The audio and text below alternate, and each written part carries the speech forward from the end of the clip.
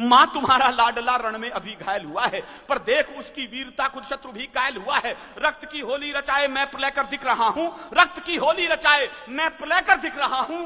मां उसी शोणित से तुमको पत्र अंतिम लिख रहा हूं। मां उस, थोड़ा साथ दीजिएगा मेरा, मां उसी शोणित से तुमको पत्र अंतिम लिख रहा हूं। युद्ध था भीषण मगर न इंच भी पीछे हटा हूं। काय कविता के पार की मुझे बताइएगा। युद्ध था भीषण मगर न इंच भी पीछे हटा हूं। मां तुम्हारी थी शपथ मैं आज इंचों में कटा हूं। मां तुम्हारी थी शपथ मैं आज इंचों में कटा हूं। एक गोली वक्ष पर कुछ देर पहले ही लगी है। मां कसम दी थी जो तुमने आज मैंने पूर्ण की है। तो छा रहा है आंख के सामने अंधेरा, लग रहा है छा रहा है आंख के लो सामने आगे अंधेरा, लग रहा है दिव्यता में ये मुझे नूतन सवेरा। कह रहे हैं शत्रु भी मैं जिस तरह शैदा हुआ हूं। एक लाइन संभालिएगा इस भीड़ में। कह रहे हैं शत्रु भी मैं जिस तरह शैदा हुआ हूं। लग रहा है सिंघनी की कोख से पैदा हुआ हूं। क्या बात है। लग रहा है सिंघनी की कोख से पैदा हुआ हूं। ये न समझो मां कि मैं चिरनींद लेने जा रहा हूं। ये तो हर किसी ने कहा सैनिक चिन्ह निद्रा में खो गया। मैंने एक लाइन में कुछ अलग सी बात कह दी है। ये न समझो मां कि मैं चिरनींद लेने जा रहा हूं। मैं तुम्हारी कोख से फिर जन्म लेने आ रहा हूं। मैं तुम्हारी कोख से फिर जन्म लेने आ रहा हूं। दो पंक्ति पिता को लिखता है। सुनता हूं वो पिता सौभाग्यशाली होते हैं जिसकी अर्थी को उनके बेटे कंधा देते हैं। इतिहास में पहली बार हमारे जवान बेटे की अर्थियों को हमारे पिताओं ने, दादाओं ने कंधे दिए, मुखाग्नियां दी। कैसा लगा होगा उस पिता को जिसने जवान बेटे की अर्थी उठाई होगी। दो पंक्तियां आंसू रोक के सुनिएगा। जितनी भारी लगती है ये शेष नाग को धरती, उतनी भारी लगी पिता को खुद बेटे की अर्थी। इस पीड़ा को जीना, आपके आसपास कोई बेटा तिरंगे में लिपट के आया हो तो। मैं तुम्हें बचपन में पहले ही बहुत दुख दे चुका हूं और कंधों पर खड़ा हो आसमासर ले चुका हूं। तुम सदा कहते न थे ये ऋण तुझे भरना पड़ेगा। तुम सदा कहते न थे ये ऋण तुझे भरना पड़ेगा। एक दिन कंधों पे मुझको ले तुझे चलना पड़ेगा। पर पिता वे भार अपना तनिक हल्का कर न पाया।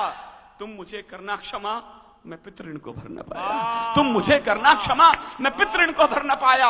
ओह पिता यह प्रश्न मुझको आज तक भी खा रहा है। आज भी यह सुध तुम्हारे कंधों पर ही जा रहा है। आज भी है सुध तुम्हारे। आपकी तालियां कमजोर हो गई हैं। अच्छी कविता पर अच्छी ताली बजाए तो मंच अच्छी बात कह सकेगा। क्या बात है, क्या बात। दो लाइन भाई को कहता है।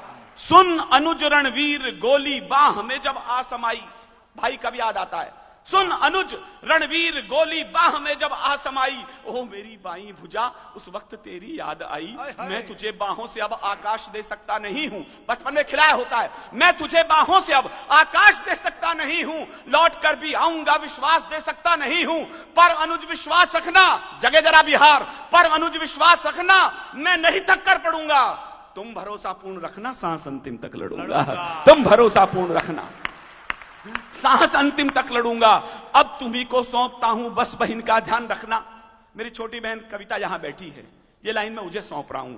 तुम अंत में तुमसे प्रिय भी को सौंपता हूं बस बहन का ध्यान रखना। जब पड़े उसको जरूरत वक्त पर सम्मान करना। जब पड़े उसको जरूरत वक्त पर सम्मान रखना।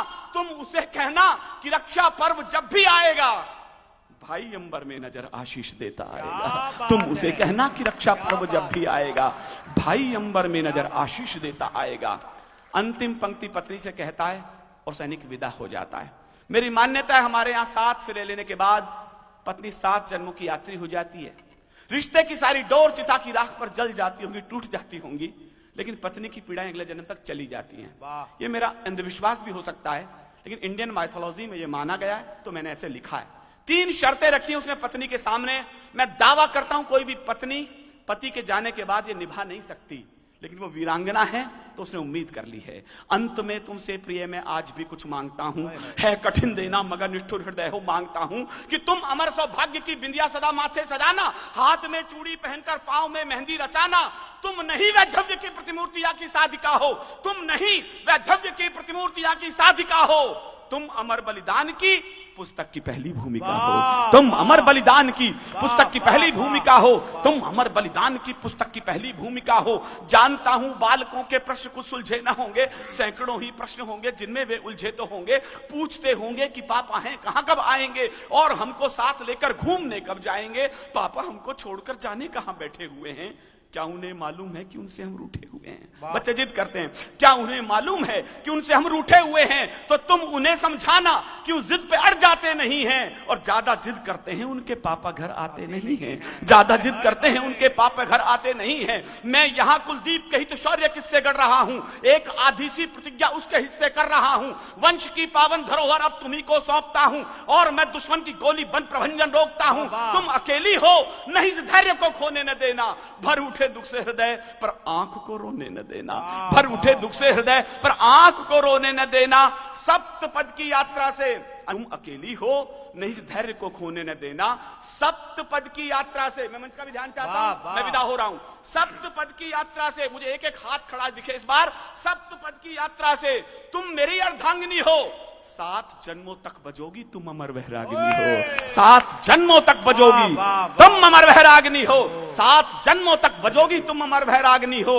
इसलिए अधिकार तुमसे बिन बताए ले रहा हूं, मांग का सिंदूर तेरा मातृभू को दे रहा हूं। मांग का